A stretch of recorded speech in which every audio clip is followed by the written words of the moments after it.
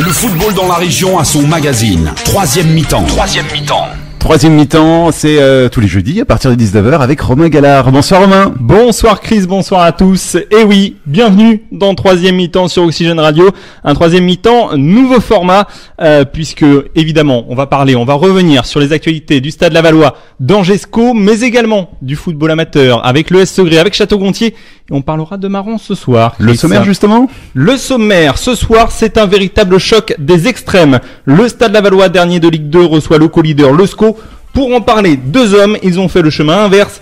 Le défenseur de Laval, Malik Couturier, ancien scoïste, et le milieu offensif du SCO, Ludovic Gamboa, ancien Lavallois. On va également revenir sur la Coupe de France, c'est l'histoire du Petit Pousset. L'US Maran, le petit club de Détroit, sorti de l'ombre cette semaine. Pourquoi ? Tout simplement, l'arbitre a oublié de faire jouer la prolongation, Chris. Troisième mi-temps avec Romain Gallard. On est parti, messieurs, dans troisième mi-temps. Et je vous propose tout de suite, je vais vous présenter mes deux chroniqueurs. Ils vont m'accompagner dans cette émission pendant 40 minutes. J'ai donc Cyril Solier. Alors Cyril Solier, c'est l'ancien coach de la Pouèze. Et vous avez joué à l'ES Segré aussi. Bonsoir Cyril. Bonsoir. Tout va bien ? Tout se passe bien ? Tout va bien. Vous avez entendu parler de l'histoire de Maran ? Oui, j'ai suivi ça comme tous les fans de foot de la région. Donc j'ai appris ça par les journaux lundi. Ça vous est déjà arrivé un truc comme ça ? Jamais. Je crois qu'aucun footballeur n'a connu cette histoire. C'est inédit. Hein. C'est incroyable. C'est vraiment inédit.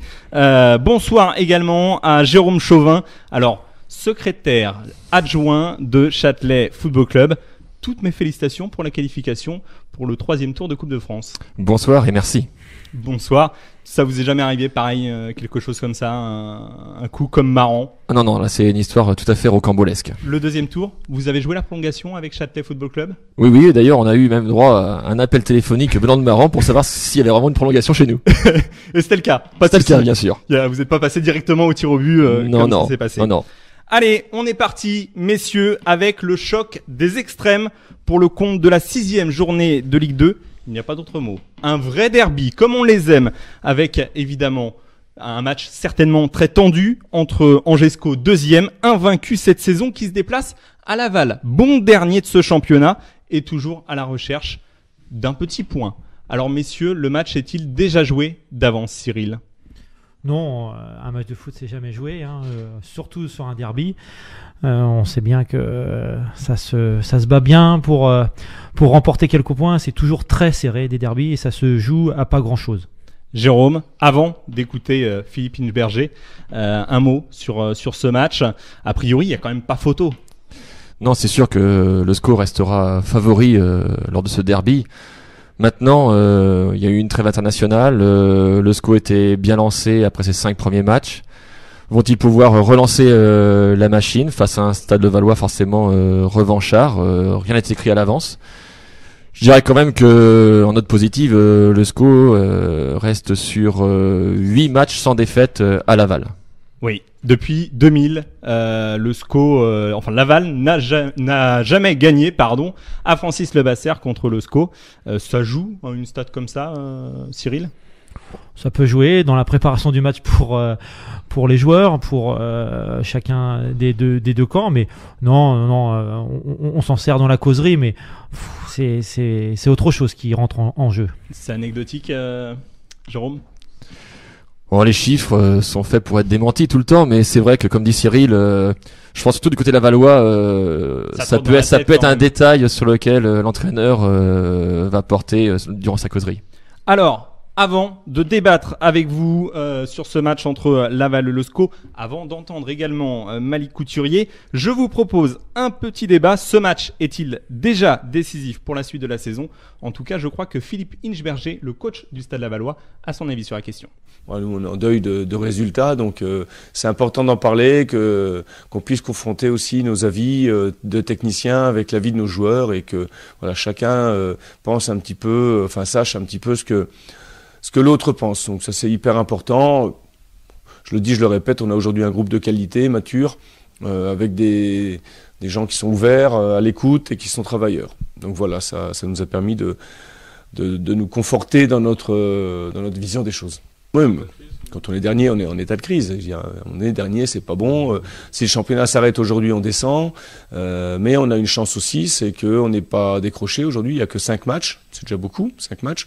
Mais voilà, on est toujours présent et on sait que cette victoire que l'on attend de pied ferme nous ferait le plus grand bien. Donc, et évidemment, il faut maintenant qu'elle arrive le plus rapidement possible. Ça, c'est une évidence. Donc, le match d'Angers arrive pour nous à point nommé. On n'est pas favori. On est, voilà, ils ont fait un gros début de championnat. 4 victoires à nul, c'est énorme. On sait ce qui nous attend, mais on est aussi préparé pour les recevoir. On le sent remonter, le coach du Stade Lavallois. Alors, ce match est-il déjà décisif, Jérôme ? Non, peut-être plus pour du côté Lavallois quand même, parce qu'une 6e défaite serait peut-être difficile quand même pour la suite. Maintenant, quand on l'écoute, on sent quand même beaucoup de sérénité. Je le sens pas paniqué, peut-être effectivement envie de bouger ses joueurs, mais ouais, tout à fait serein dans son discours quand même. Pourtant, si jamais il y a des fêtes du côté du Stade Lavallois, ça va commencer à chauffer, Cyril. À mon avis, il va pas tarder à prendre la porte. On sait jamais, hein. Après, oui, ça sera une politique de club qui les regarde. Mais c'est vrai que quand on est entraîneur, quand on n'arrive pas à trouver la solution, après 5 matchs de suite sans victoire, sans points, on se pose plein de questions dans la composition, dans son discours.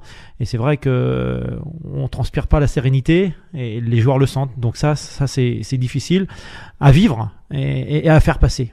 Donc il est déjà décisif ?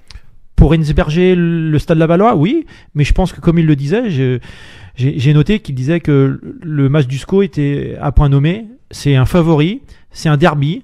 Et on sait bien que quand on est joueur de foot et qu'on fait un derby, eh ben, tout peut se passer et ça peut être le déclic. Je pense que ça peut être le déclic. Il a raison d'insister sur le fait que ça vient à point nommé. 5 matchs, 5 défaites. Le SCO arrive. C'est le moment de créer les petites étincelles qui va faire naître le groupe. Le déclic, on le rappelle, hein, jamais un club, excepté Guignon, n'avait pris un tel départ quand même. Guignon qui avait réalisé le même départ en 2001-2002, c'est tout. C'est le seul exemple sur ces 20 dernières années. Je vous rassure, je suis pas allé chercher plus loin parce que sinon j'allais descendre très très bas. C'est quand même pas rassurant pour le Stade Lavallois, Cyril. Bah, c'est vrai que c'est pas rassurant du tout. Il faut trouver une solution. Il faut un match qui va déclencher l'envie à tout le monde, mais j'ai regardé un petit peu, j'ai suivi un petit peu les résultats de Laval et c'est vrai que ils perdent souvent dans les dernières minutes, donc il manque pas grand chose. C'est souvent la 90e, ils ont pris 3 buts en 5 journées à la 90e, ils en prennent dans le dernier quart d'heure, ils tiennent, ils font un match pas trop mal et ils craquent dans les dernières minutes, donc c'est peut-être ça qui est à corriger chez eux, quoi. Jérôme, tu disais que le match n'était pas décisif, en tout cas pas pour le SCO, peut-être pour le Stade Lavallois, mais le SCO, il s'avère pareil, la statistique le prouve également, il s'avère que les clubs qui comptent 13 points au bout de 5 journées montent la plupart du temps, en tout cas excepté 3 clubs, il me semble, Strasbourg, Guignon, Perpignan. Si jamais le SCO prend 3 points demain soir contre le Stade Lavallois, ça fait 16, ça sent bon. Oui, on y verra plus clair sur les forces et faiblesses du SCO d'Angers. Maintenant, à ce jour, est-ce qu'eux-mêmes estimaient qu'ils allaient pouvoir faire un aussi bon début de saison ? J'en suis pas sûr. Et même du point de vue des supporters, je pense que c'est une réelle surprise de les voir à ce niveau-là. Faut quand même bien se remémorer le fait que cette équipe a été bouleversée. Il y a eu des départs, il y a eu beaucoup d'arrivées. Il y a encore eu un sacré travail de la cellule de recrutement autour d'Olivier Piqueux. Moi, je suis un peu bluffé par cette équipe pour l'instant. Je les voyais vraiment pas aussi bien, aussi vite. C'est vrai que, encore une fois, le recrutement a été bien fait. Stéphane Moulin a pu disposer de tout son effectif dès la reprise. Ça a été anticipé à l'avance. Donc, sur le plan de vue athlétique, ils sont prêts. Il a pu travailler sur le plan tactique également très rapidement. Et c'est vrai qu'on sent un groupe serein, et très fort. Maintenant, voilà. Pour eux, peut-être que justement ce derby vient peut-être un petit peu trop tôt, puis comme je disais tout à l'heure, après cette petite trêve internationale qui les a un petit peu coupés dans leur rythme. La coupure a fait du bien à qui ? Au Stade Lavallois ou au SCO ? Dans ces cas-là, je trouve que quand on perd souvent, on se dit on aime bien tout de suite revenir sur le terrain, mais je pense aussi quand on est rendu à 5 défaites, le fait de reposer un petit peu les choses, mettre tout ça à plat, je pense que le discours va être quand même basé sur une organisation défensive de la part de Laval. Donc je pense que eux ont un avantage. Quand on gagne, les coupures, on a quand même pas trop. On aime bien enchaîner. Cyril, d'accord avec ça? Ils sont sur la dynamique de la victoire, avec de la réussite aussi. À l'opposé complet de Laval qui perd dans les dernières minutes, le SCO, lui aussi, il arrache aussi des matchs où on les voit perdre des points. Et puis dans les dernières minutes, ils ont un coup de chance, un ballon mal dégagé, un défenseur qui marque contre son camp. Donc pour l'instant, le SCO est en réussite, qu'ils en profitent. Et c'est vrai que la trêve internationale va, je l'espère, pas trop ralentir cet effet positif pour le SCO. On va évoquer ce derby avec l'ancien Lavallois, aujourd'hui devenu scoïste, Ludovic Gamboa. Mais ça, c'est après la pub. Troisième mi-temps, tous les jeudis à 19h.